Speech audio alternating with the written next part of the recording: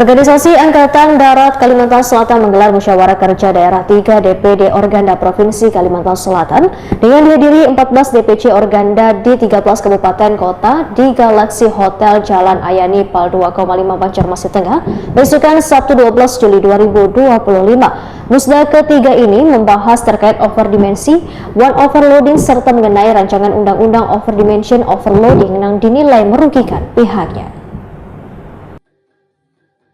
Organisasi Angkutan Darat Kalimantan Selatan menggelar musyawarah kerja daerah ketiga DPD Organda Provinsi Kalimantan Selatan dengan dihadiri 14 DPC Organda di 13 kabupaten kota di Galaxy Hotel Jalan Ahmad Yani Pal 2,5 Banjarmasin Tengah besokan Sabtu 12 Juli 2025.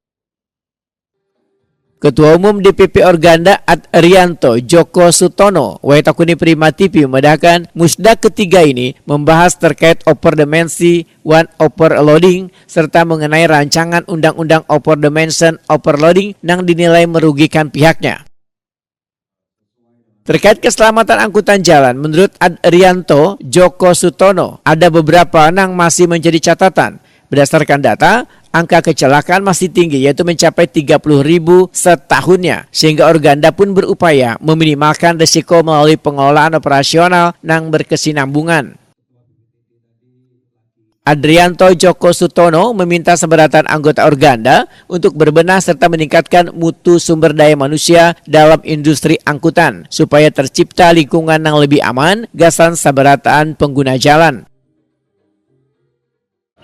Mengenai overdimensi, overload ini kan memang sudah menjadi masalah nasional yang berpuluh-puluh tahun.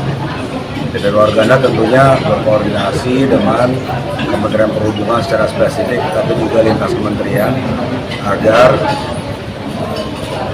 tujuan dari kenapa adanya aturan odol itu juga direvisi. Dicermati lagi, dianalisa lagi, karena ada pengembangan teknologi, ada penguatan pembaruan teknologi, ada penguatan jalan dan sebagainya yang sudah berbeda dengan pada saat aturan itu ditetapkan pada puluhan tahun yang lalu aturannya. Jadi ini menjadi fokus utama dari DPP Organda bersama kementerian untuk membuat usulan revisi aturan odol yang baru. Yang pertama. Lalu secara bersama juga dengan Kadin, Apindo dan lain-lain kita membuat usulan untuk bagaimana secara sistematis hal ini dapat tercapai.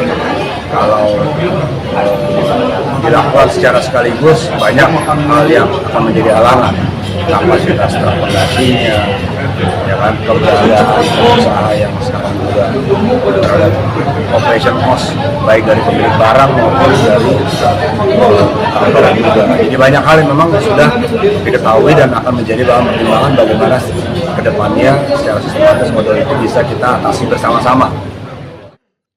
Ketua DPD Organda Kalimantan Selatan, Edi Sucipto, menyatakan akan terus mendukung kelancaran dan keselamatan distribusi angkutan bahan pokok serta logistik secara profesional, mandiri, dan modern. Edi Sucipto berharap aturan regulasi overdimensi one overloading yang masih menjadi perhatian agar dapat diselaraskan sesuai dengan kondisi di lapangan.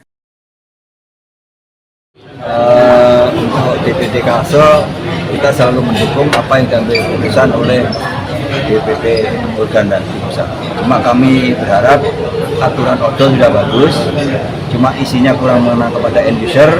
Mungkin pada saat penyusunan peraturan perundang-undangan end user kurang didorong.